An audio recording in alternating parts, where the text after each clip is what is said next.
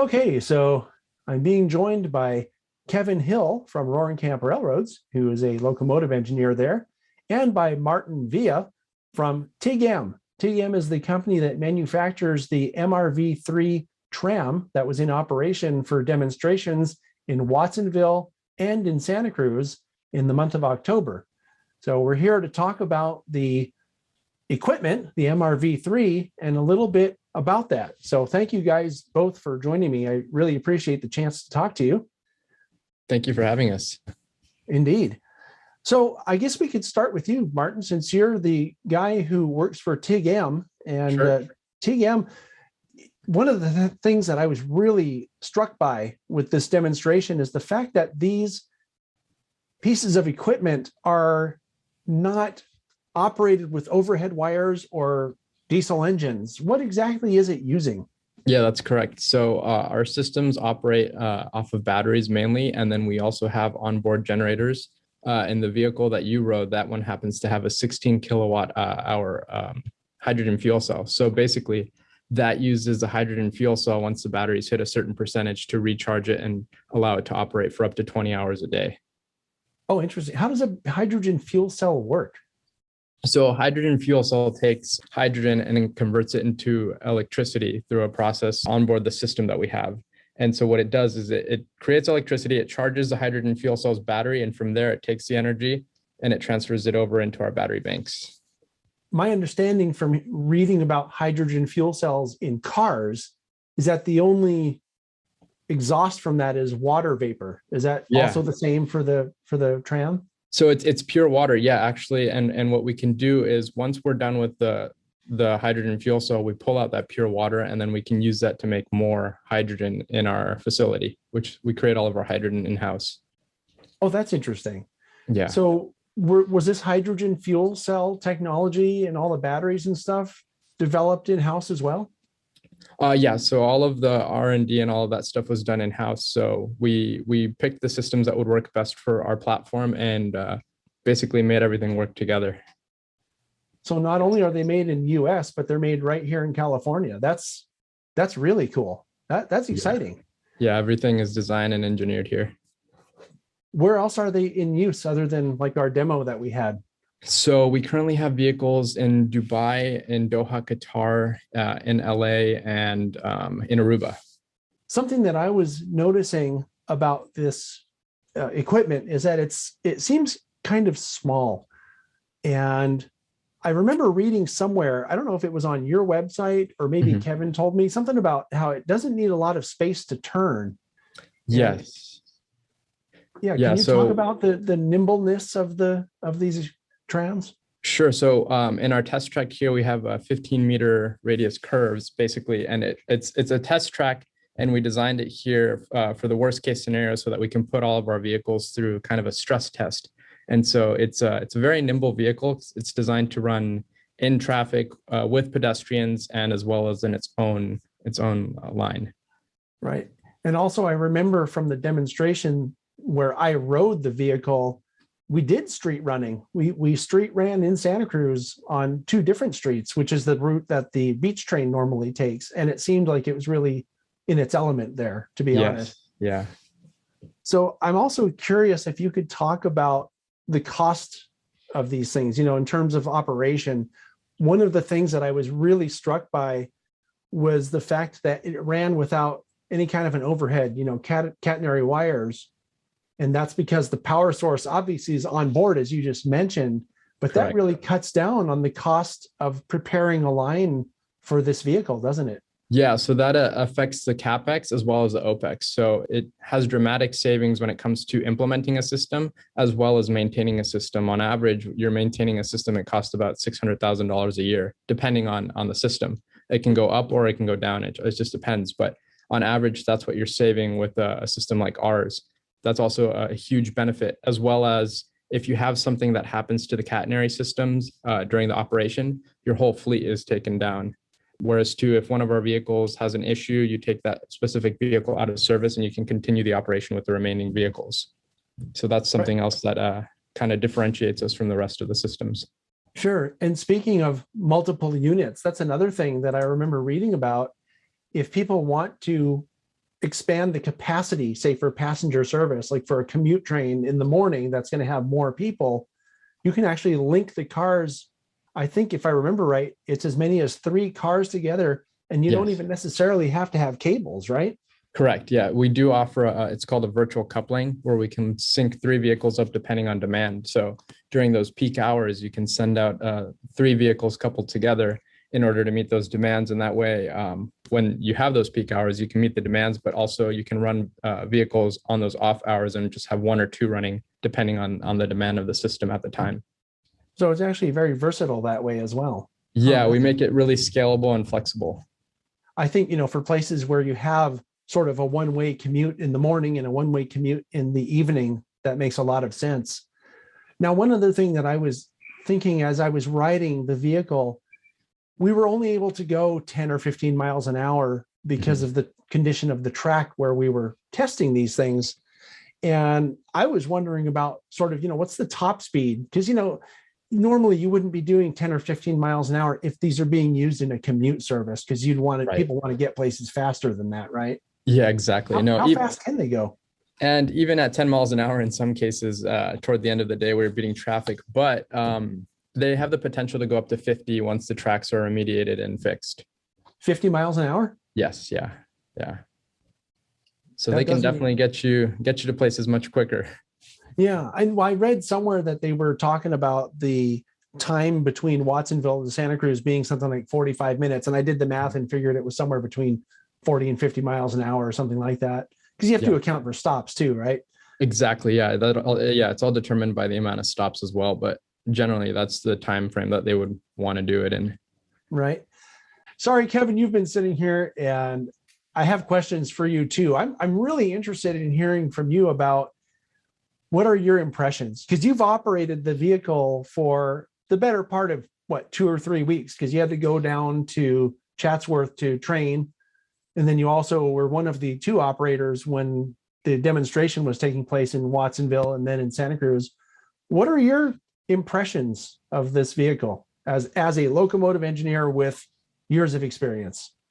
Well, it's a really neat technology. I'm very excited about the technology itself. And the vehicle actually acts like a light locomotive, with no cars behind it. I was skeptical when we were starting this thing, wondering how this thing was going to act. And it gets up and goes. I like that a lot. Being an electric locomotive, I would expect that it also stops pretty quickly too, because that's one of the benefits of EMUs, right? That was something that I was very impressed with this particular vehicle too, was the stopping distance. Yeah, we did a test when it was raining. Yeah. On wet rail, on a 2% grade going downhill, the thing stopped in about 1 car length. Wow, that's nothing like the trains we're used to. Yeah, that is the absolute worst case scenario for stopping any rail vehicle, and it stopped in about 1 car length, which was just amazing.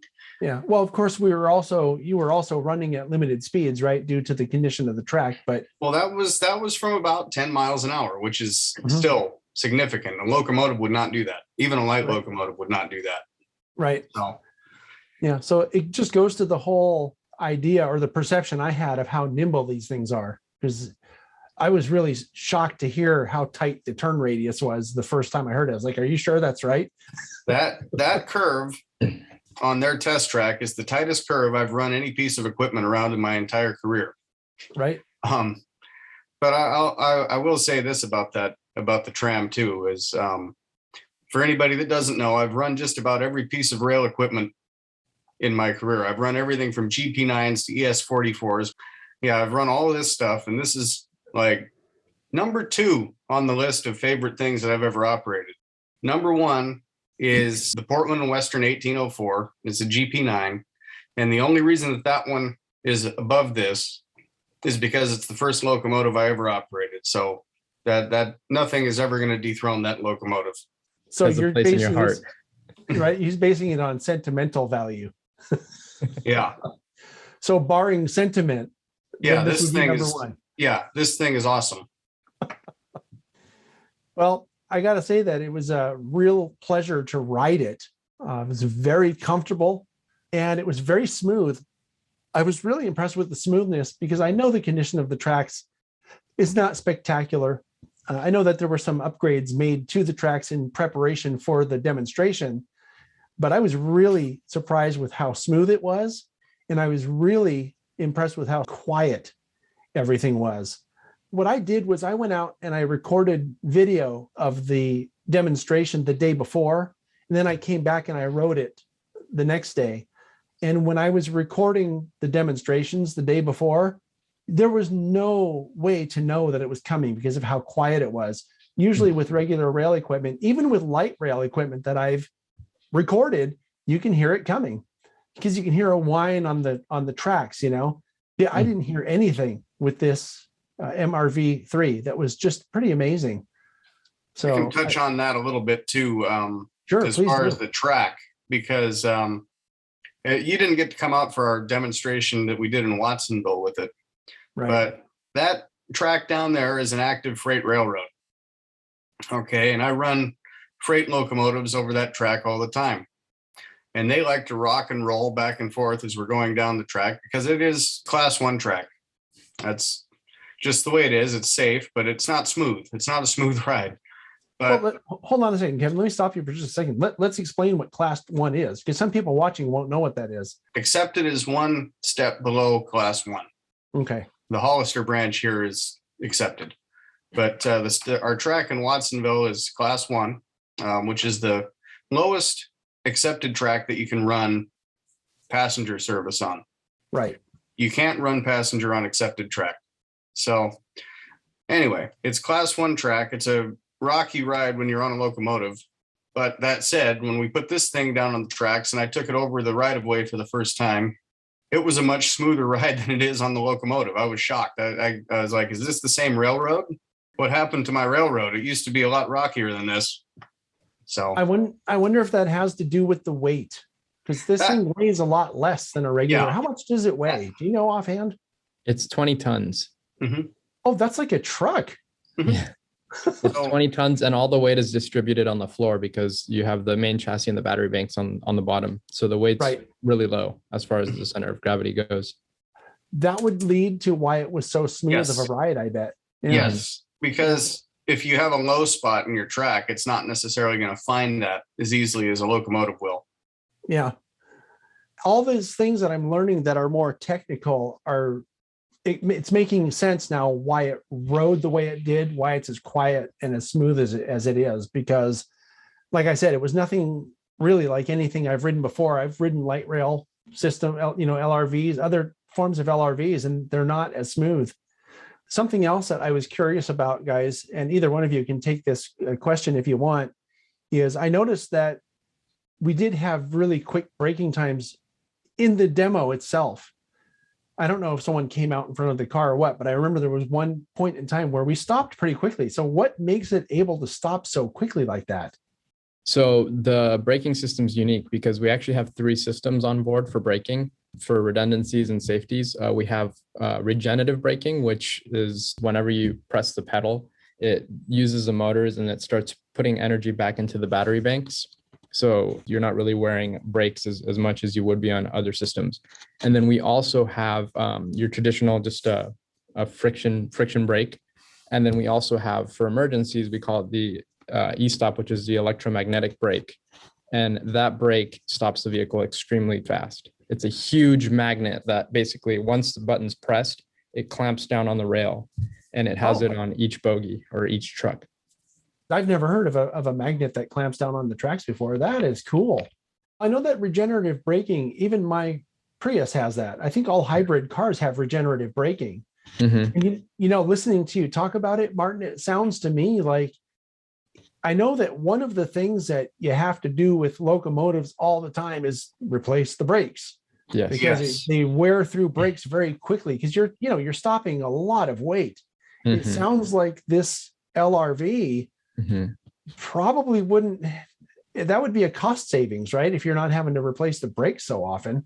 Yeah, so most of our braking is done with the regen. And then once the vehicle hits a certain point or a certain speed, which is basically rolling, it can't regen anymore, then it clamps on the normal brakes, the traction brakes. So yes, that also turns out to be a huge savings because you're not really using those friction brakes unless you really need to. Mm-hmm. Unless you really stomp on the brake, then it does activate them and it uses them. But for the most part, you're using regen, I'd say about 90% of the time. So really what we're talking about here is it's not just modern. This is like leading edge state of the art technology that I would be surprised.